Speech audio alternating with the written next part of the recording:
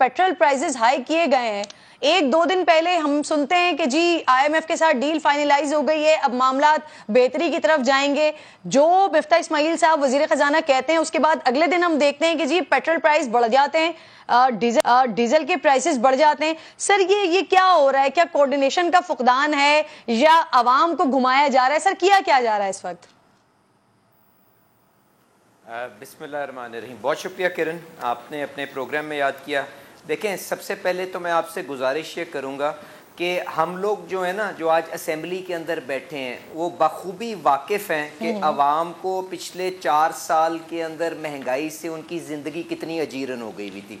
तो हमें बिल्कुल ये एहसास है, और हम शहबाज शरीफ साहब को, जो ख़ुद आप जानती हैं, ये प्रो पुअर पॉलिसीज़ की अपने जो उनके इकदाम हैं, उनसे वैसे ही काफ़ी शोहरत उनकी है कि जी वो काफ़ी ज़्यादा प्रोटेक्ट करते हैं poor segment of the society को, और उनकी तरजीहात को आगे लेके चलते हैं। गुजारिश ये है कि जब शहबाज शरीफ साहब को हुकूमत मिली तो उस वक़्त अवलीन तरजीह जो थी वो ये थी कि पाकिस्तान को आपने डिफ़ॉल्ट से बचाना था। और क्योंकि इमरान खान साहब और अब आप जानती हैं शौकत तरीन साहब किस तरह से उस वक्त भी बारूदी सुरंगें लगा के गए और अब भी आके आईएमएफ का प्रोग्राम सैबोटाज करना चाहते थे, क्योंकि वो चाहते थे कि पाकिस्तान की डिफ़ॉल्ट को इंजीनियर करें। और जब कोई मुल्क डिफ़ॉल्ट करता है तो उससे क्या माशी तकलीफ उसकी आवाम को आती है, उसके लिए सिर्फ एक नज़र श्रीलंका में दौड़ा लें तो आपको पता चल जाएगा ये क्या करना चाहते थे।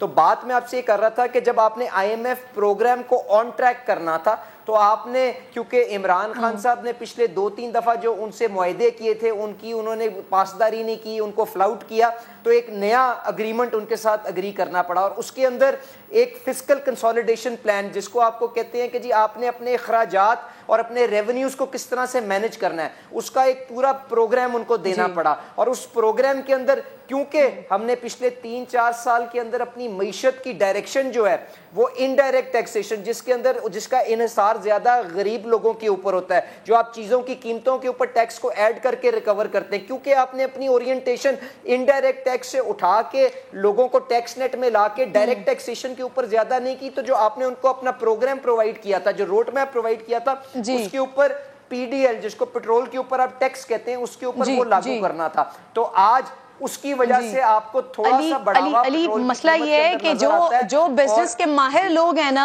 जो मईशत के माहिर लोग हैं, वो तो आपकी बात समझेंगे, वो तो शायद मिफ्ता इस्माइल साहब की बात को समझेंगे, लेकिन जो अवाम है ना वो सिर्फ ये देख रही है कि आप लोगों ने महंगाई मुकाओ मार्च किया था और महंगाई मुकाओ मार्च करके फिर उसके बाद पिछली हुकूमत को हटाया था कि आप लोग मामले को सही करेंगे, आप लोग आएंगे और ये जो मईशत का बुरा हाल है, तबाह हाल है, इसको बेहतरी की तरफ लेकर जाएंगे। लेकिन सर 4 महीने आपकी गवर्नमेंट को गुजर चुके हैं, अभी तक कोई रिलीफ नहीं मिल रहा है आवाम को। इन्फ्लेशन 42% से बढ़ चुका है, पेट्रोल प्राइसेस रोजाना की बुनियाद पर किस तरह से ऊपर जा रहे हैं सर, देखिए।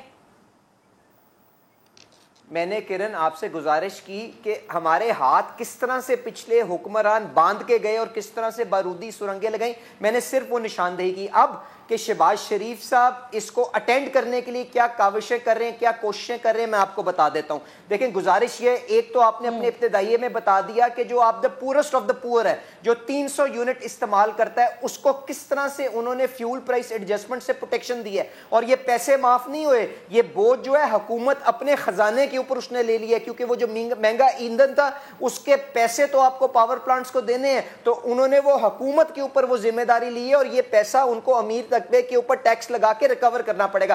पहली चीज ये। अब जो दूसरा मैं आपसे बात कर रहा था कि जी आपने फिस्कल कंसोलिडेशन प्लान के अंदर जो टैक्सेशन अपनी पेट्रोलियम प्रोडक्ट्स के ऊपर लगानी थी, उसके ऊपर आपको मुझे ये बता के खुशी होगी कि इसके अंदर सारे का सारा जो ज्यादा इन्हिसार है वो पेट्रोल के ऊपर किया गया है। और डीजल, जो आप जानती हैं आज आफत ज़दा जो हमारी डिस्ट्रिक्ट्स हैं, जहां पे ट्यूबवेल चलते हैं, जहां पे पब्लिक ट्रांसपोर्ट चलती है, जहां पे बाकी मामला डीजल के ऊपर ज्यादा इन्हिसार करते हैं। सर, जिस वक्त इमरान खान साहब ने पेट्रोल प्राइसेस को आधा कर दिया था, उस पर रिलीफ दे दिया था, उस वक्त अली साहब आप लोग कहा करते थे कि जी ये खजाने के ऊपर बोझ क्यों डाल रहे हैं, और अभी आप कह रहे हैं जो 300 यूनिट्स का एक रिलीफ दिया है तो वो भी खजाने के ऊपर बोझ आ रहा है। तो सर वो सारी चीजें तो आप लोग कर रहे हैं ना जो पिछली हुकूमत कर रही थी, तो फिर हुकूमत लेने की जरूरत क्या थी सर? करने देते, ये सारा बोझ उन्हीं के ऊपर ही पड़ने देते। आप साथ ساتھ ہی موجود ہیں غلط، آپ ساتھ ہی موجود ہیں.